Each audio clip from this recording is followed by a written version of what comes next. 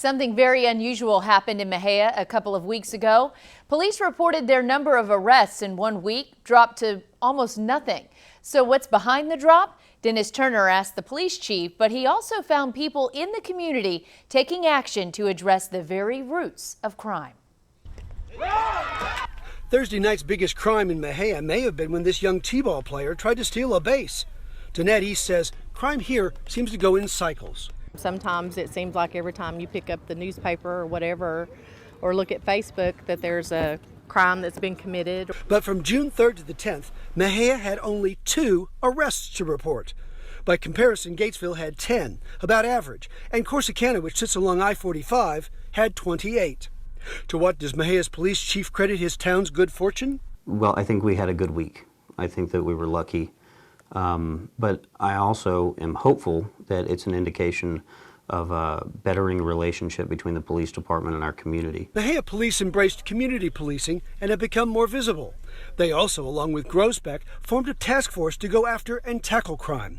But we found more here.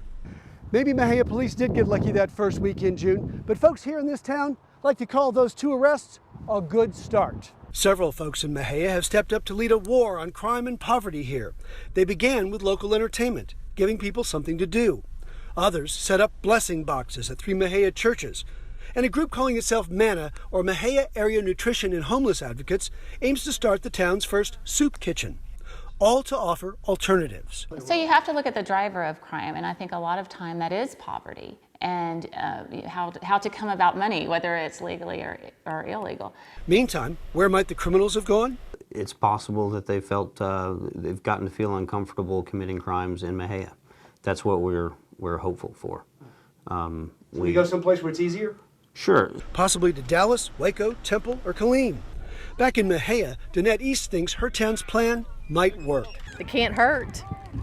Right. Every little bit helps. Because doing nothing, she says, didn't change anything. In Mexia, Dennis Turner, Central Texas News Now.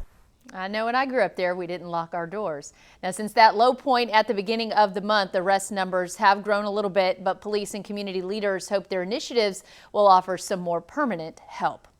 In more news tonight,